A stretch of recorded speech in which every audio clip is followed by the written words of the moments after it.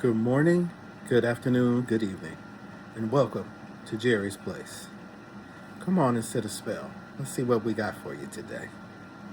Today is day 11, no, day 12, August 25th, 2026. Day 12 of our $100 to $9,000 crypto day trading challenge. I apologize, I missed yesterday. I probably was a little more emotional than I should have been because when you're trading, you cannot be emotional because there was some blood on the dance floor yesterday. I don't recall exactly what Trump might have said, but I remember Scott Bessent, the Treasury Secretary, talked about the sanctions on Iran. And the way it sounded to me, it was almost scorched earth mentality on sanctions on Iran to force them to give up. And of course, whenever there's things like that happening, it always impacts the market. I had three trades that they just boop, went off the cliff. They jumped off the cliff yesterday. So, in that respect, it wasn't great.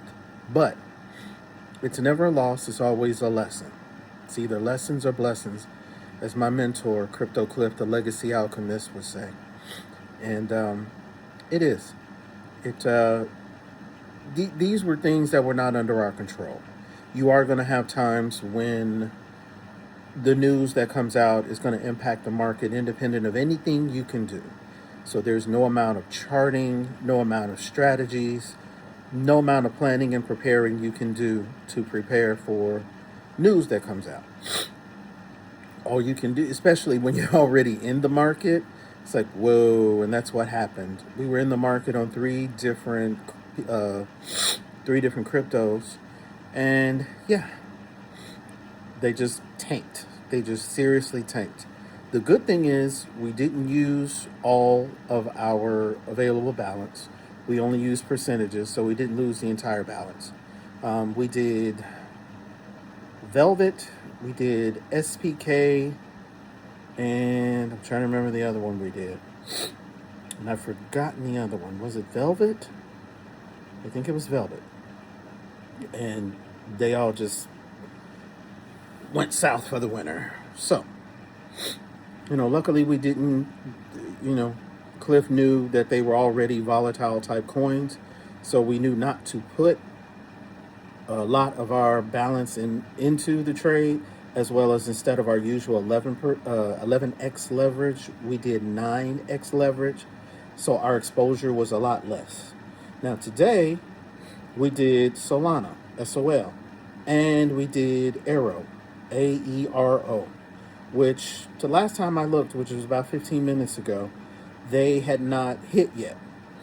So we're in those plays, so maybe they might hit tonight, maybe they might hit in the morning, don't know.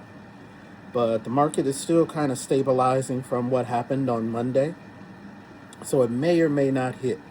But right now we're just sitting in those two plays, which are more stable than what we had on Monday. So we're looking for those to hit. And of course, if they don't, we haven't lost anything, but we just maintained our position, which is definitely a good thing. It gives us a little breathing room from Monday, and then we start again fresh tomorrow.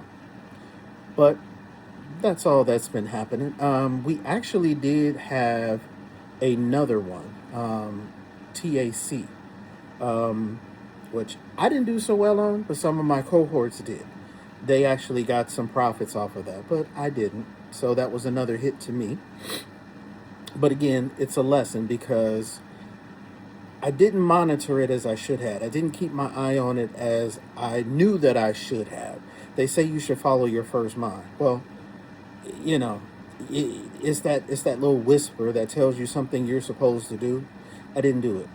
It told me to pay more attention to it, and if I had, I would have made a profit because it got this close to where I had set my take profit.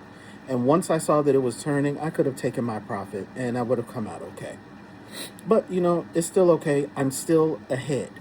I'm not as ahead as I was, but I'm still ahead by almost 100%. And again, it's only been 2.5 weeks, and there's no investment that will give you that.